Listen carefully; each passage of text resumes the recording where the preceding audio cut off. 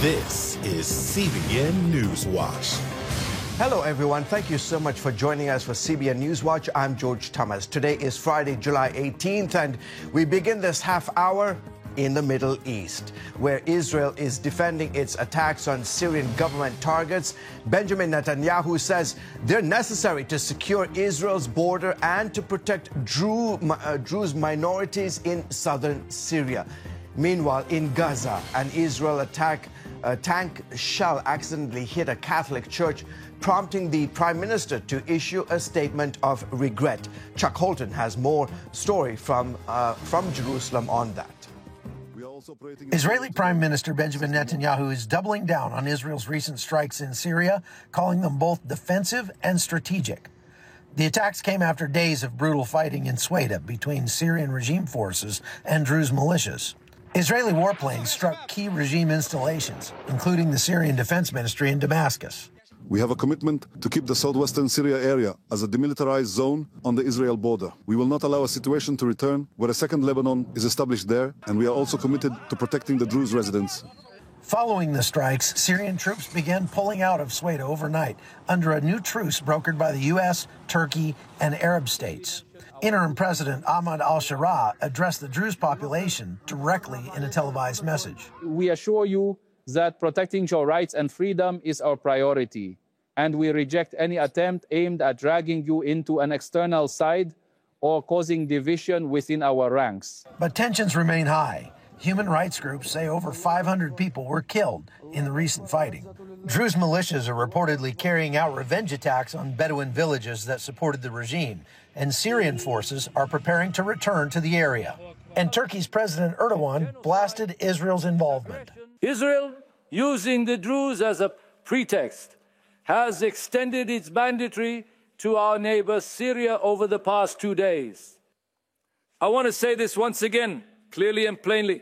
Israel is a lawless, ruleless, unprincipled, spoiled, indulged, and frenzied terrorist state. In Gaza, Israel is under renewed scrutiny after IDF tank fire accidentally hit the only Catholic church in Gaza, killing 3 people. The IDF says Hamas had been operating nearby, but confirmed civilian casualties.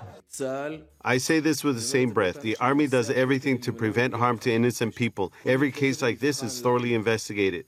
President Trump reportedly pressured Netanyahu directly over the incident. Hours later, Netanyahu issued a public statement expressing regret. Church leaders have also spoken out. The news we are receiving at this time is saddening, and its symbolic significance also causes us pain. A church has been attacked, a priest wounded, there are innocent victims. We must also remember that this church was watched over with care, affection, and fondness by Pope Francis. And Ambassador Mike Huckabee is accusing Israel of delaying visas for Christian tour groups. He's threatening reciprocal actions unless the issue is addressed quickly. From Jerusalem, I'm Chuck Holton for CBN News. Thank you, Chuck. Our CBN News Middle East Bureau Chief Chris Mitchell joins us now. Chris, boy, oh boy, how significant is it that Israel intervened to help save the Druze in southern Syria? George, I don't think we've seen anything quite like this. Yeah. I would call it unprecedented when we see the IDF attacking the defense ministry in Damascus, and just remarkable video of actually many journalists reporting on what's happening, and then seeing behind them the defense ministry literally being blown up. So what they're doing, Israel is doing, is they're trying to protect this group, this minority group, the Druze that are in Israel. They're in Lebanon, they're in Syria. The Druze inside Israel are very loyal to the government, have forces that have positions in the IDF and in the government as well. But it shows, I think, George, that Israel is really becoming a regional superpower by hitting Iran, by defeating Hamas and Hezbollah in many ways, as well as the Houthis. So I think it's very significant that they have taken this initiative to protect the Druze. They're inside Syria. And you almost got that sentiment from Turkey's Erdogan when he made that very strong statement, almost threatening the state of Israel. Chris, what's the latest about the ceasefire talks in all of this? Well, they seem to go on and on, George, and it seems to be there's going to be sense of in a few days, next week.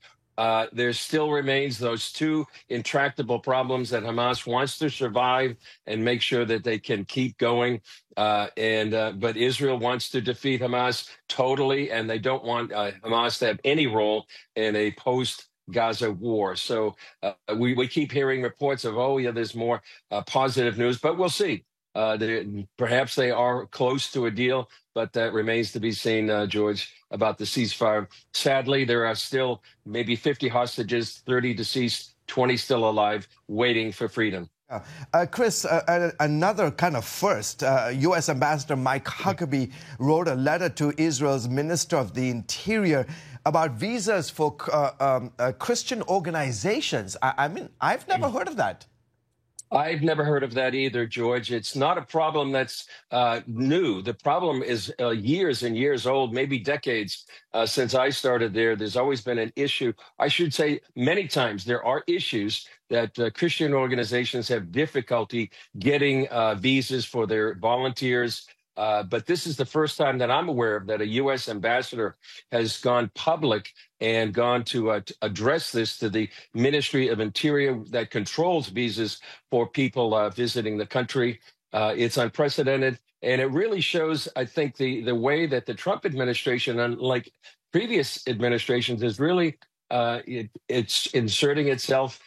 President Trump has talked about the trials that Prime Minister Netanyahu is going through, and now a U.S. ambassador is talking about these visa issues that is very, very important for many Christian organizations. They're working in Israel.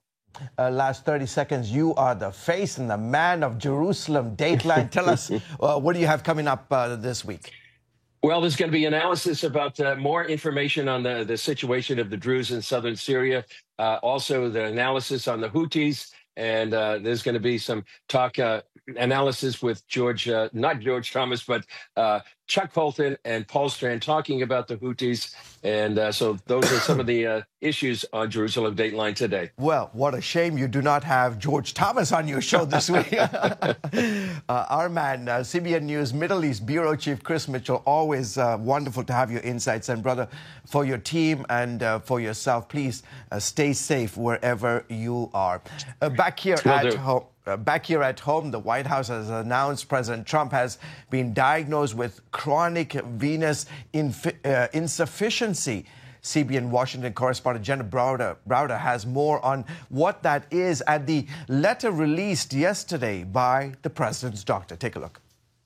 Chronic venous insufficiency. That's the diagnosis for President Trump. The administration releasing a letter from the president's doctor Thursday, calling it a benign and common condition. In the effort of transparency, the president wanted me to share a note from his physician with all of you today. The announcement coming after there was growing concern over images of the president showing swelling in his legs and bruising on his hands. Doctors say chronic venous insufficiency is common in people over the age of 70. It happens when there isn't adequate blood flow to the veins in the legs, which can cause swelling. Essentially, this is a problem with the blood vessels, more specifically a problem with the veins that are in charge of returning blood back to the heart. And while chronic venous insufficiency is not considered serious, it can be painful. The White House was asked about that, too.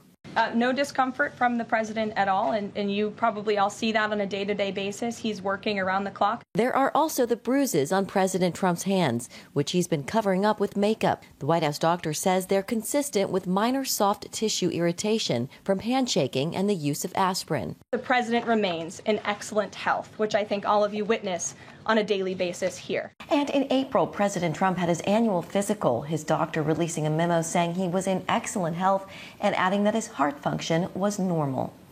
Jenna Browder, CBN News. Thank you, Jenna. Here is a look at other stories making headlines in the CBN News newsroom. The House approved President Trump's request to claw back $9 billion for public broadcasting and foreign aid. Democrats say the Republican administration's motivation towards foreign aid programs could hurt America's standing in the world. The White House argues that the best cuts serve the taxpayer and incentivize other nations to do more with humanitarian aid. The bill now has to head to the president for signing. Severe weather is wreaking havoc across the country. This video shows an RV being swept away as thunderstorms slam parts of Indiana. Wow, look at that. Here is fast-moving mud flowing in New Mexico as rainfall went up to 2 inches an hour. And in Kansas City, Missouri, cars were stranded due to more than half a foot of rain falling. Some nearby homes were also flooded.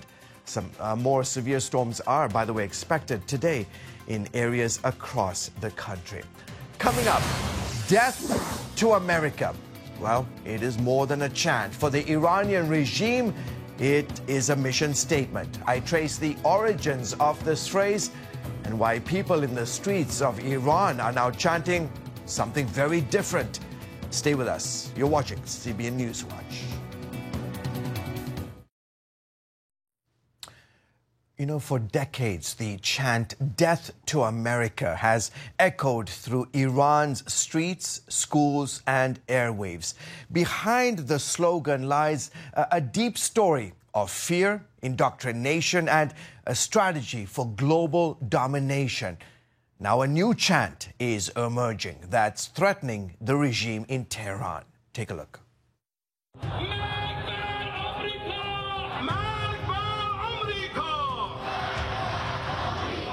It's one of the most jarring things you can hear in modern politics.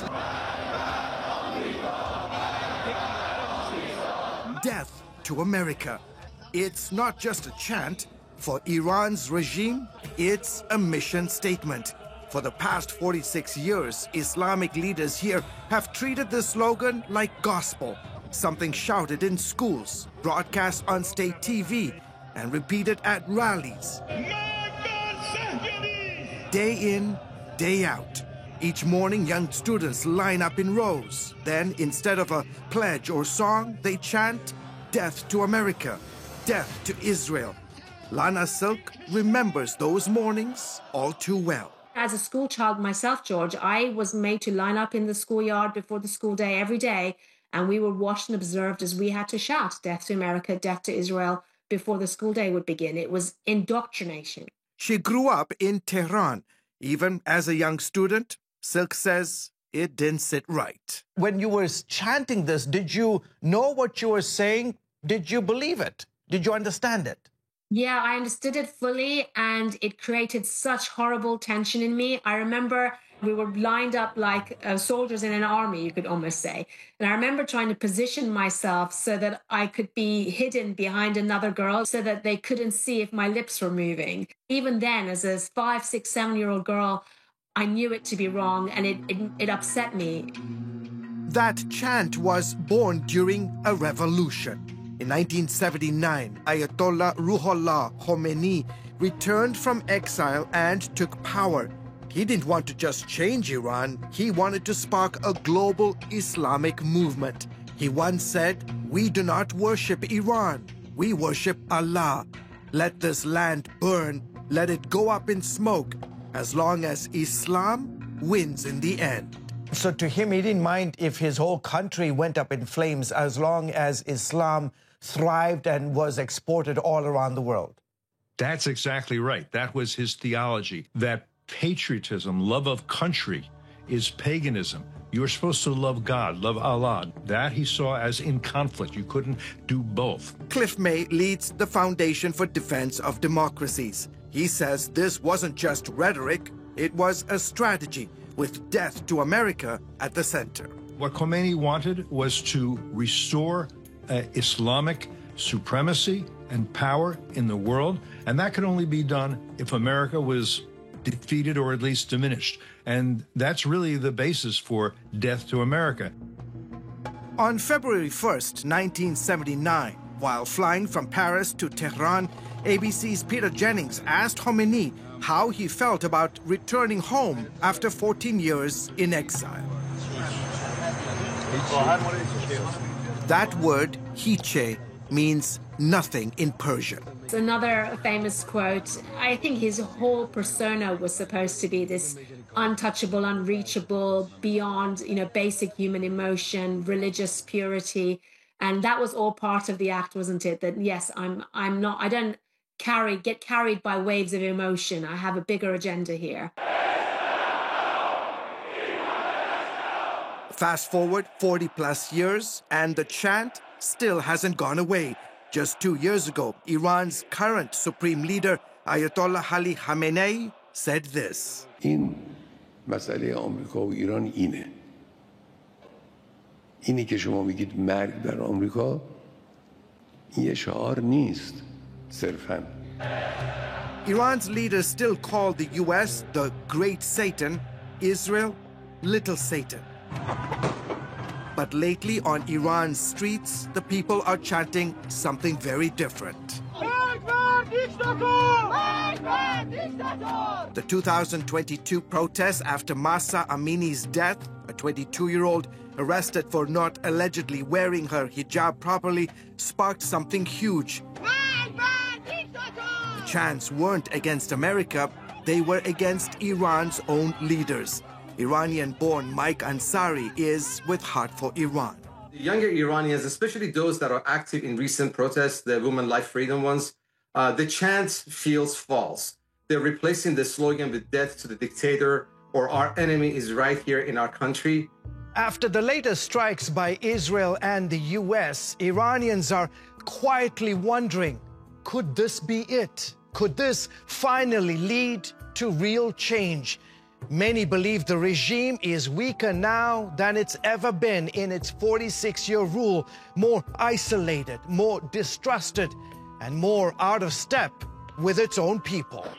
And now what the people associate with these chants and this kind of rule is suffering. There's no fooling them anymore. There was a time when they bought into it as a religious endeavor, a high standard, but the fruit of it has been so painful that they are against it now. Continue to pray for Iran. Well, still ahead, on to some lighter news. It's Friday, and we are taking a look at this week's top 5 stories making headlines in the world of entertainment. Stay with us.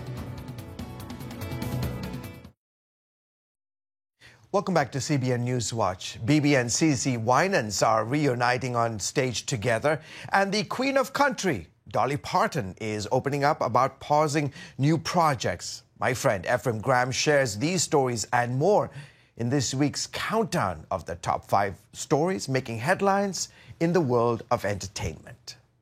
At number 5.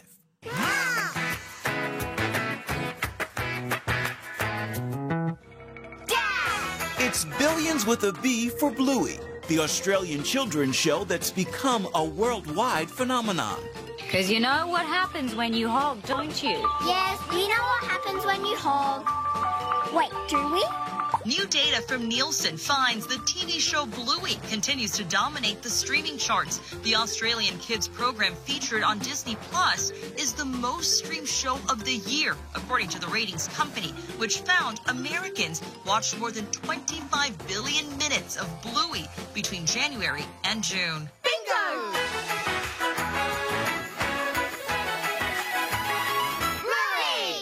At number 4. Award-winning producer, New York Times bestselling author Devon Franklin. Minister and movie maker Devon Franklin takes center stage here at New York's Minetta Lane Theater for a raw and revealing one-man show this weekend. I want you to want your healing as badly as you want to be successful. It's called Be True, My Journey from Breakdown to Breakthrough. So why a one-man show? You know, why is the sky blue? I don't know. It just was the opportunity that was presented. I had done a book with Audible a couple years ago called It Takes a Woman. And we were looking at, how to do another project together. And then they presented this opportunity. At number 3, it's a bird, it's a plane, no, it's Superman. And some super numbers at the box office. Hey, buddy, eyes up here. Superman soared to $122 million at the box office this weekend, the 3rd best debut of the year so far, behind only Lilo and Stitch and a Minecraft movie. Superman marks the beginning of a new franchise of movies based on DC Comics, separate from the Zack Snyder-helmed DC universe of films from a few years ago. At number 2.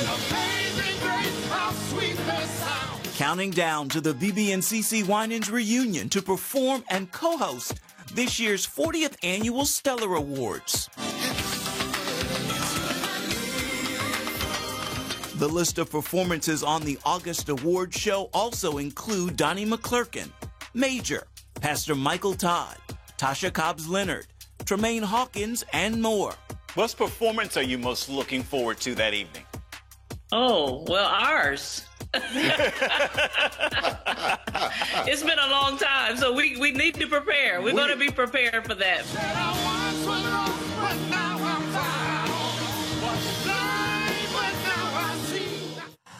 At number 1. I don't know what to think about us.